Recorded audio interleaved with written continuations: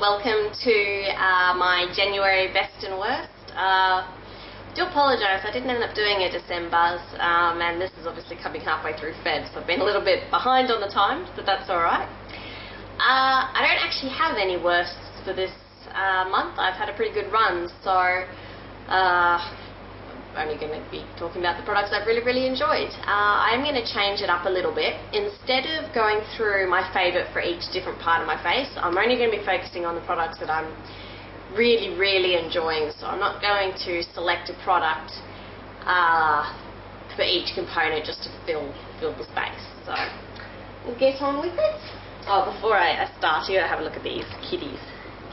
Wow! Oh, the kitty's so cute. They're curled up on my spray jacket. Yes, there you go. Alright, I will start off with face products first. And the first one are my Nye Matte HD Foundations. Now, I'm pretty sure that these have made it into another one of my monthly favourites.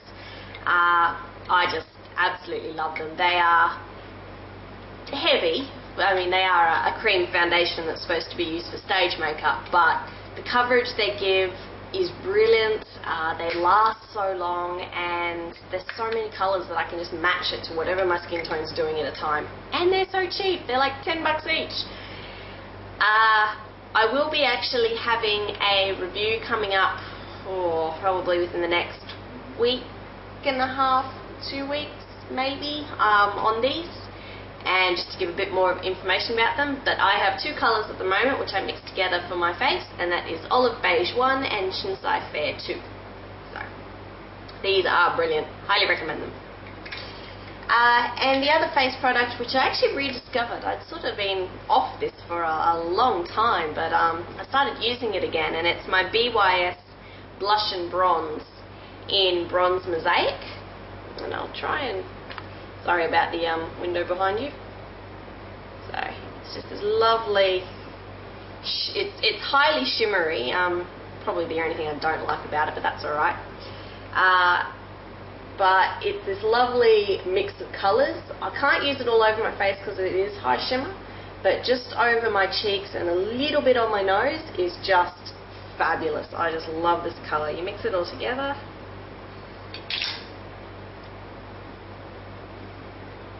What it comes out as. Just beautiful colour.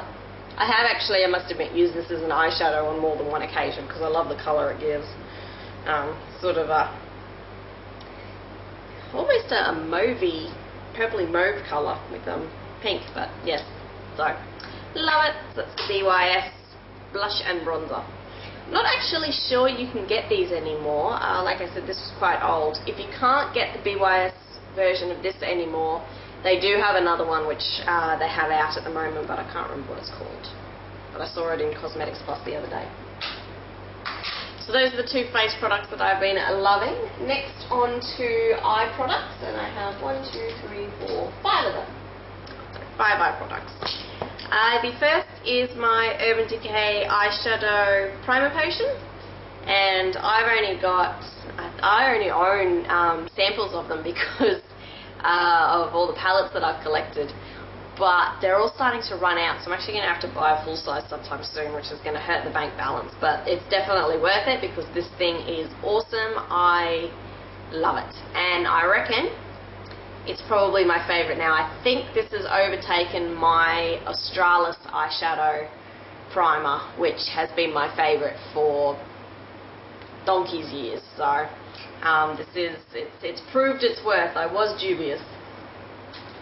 The next one is the Maybelline Colour Tattoo 24 Eyeshadow Too Cool, and it's the white colour, and this is just a very frosty white colour. It's not as highly pigmented as some of the others, and when I put it on my hand, and it's not completely, I suppose, pigmented. It goes a little bit patchy sometimes, but I just add another layer if I need it. Generally, I've been using this as a base and then putting eyeshadow colours over the top, and it still comes through, so you get this lovely white tinge. makes fantastic for my lid because I have such small eyes. Having a lighter lid really makes it work well. So that's lovely. This has sort of been replacing my NYX Jumbo eye pencil in white, which is a matte version. So this is a frosty version. So yeah, that was that.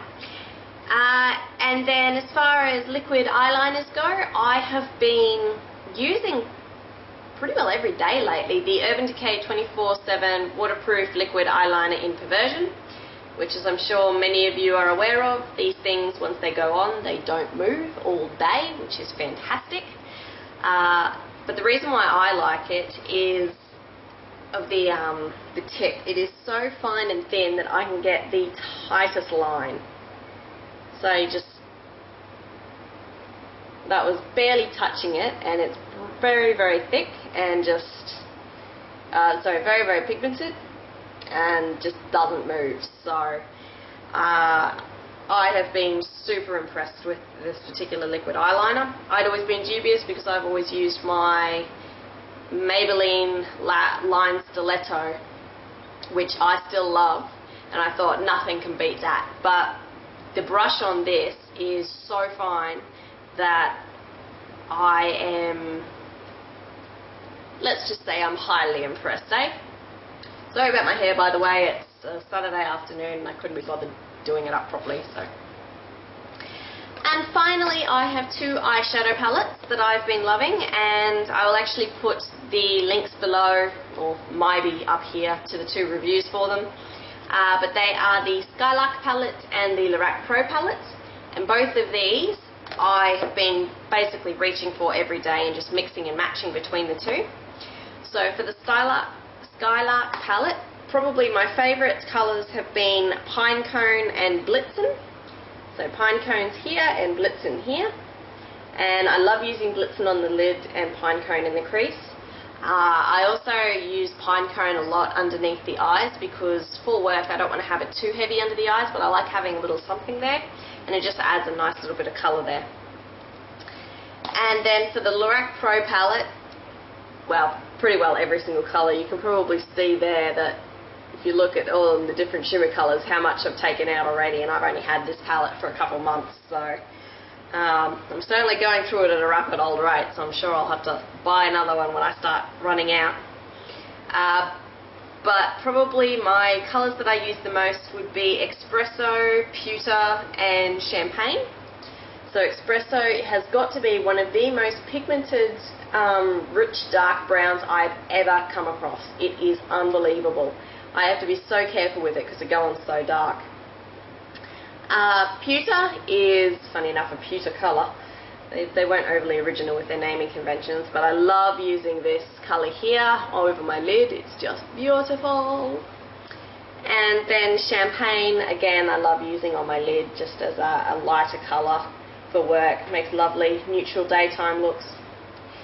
So yes, that palette has basically been used non-stop since I've got it. I think it's my favourite all-time palette. I don't think I've ever come across anything quite as good as it. So yes. And finally, I have two lip products. Both of these, I only recently discovered them like within the last few months. So, but they are, I have a Covergirl Outlast stain in, I can't remember what the name is, but it's the colour 440. So it looks like it's supposed to be a very rich, deep pink. It actually is bright red. So, bright red. And I was incredibly dubious about using a bright red on my lips.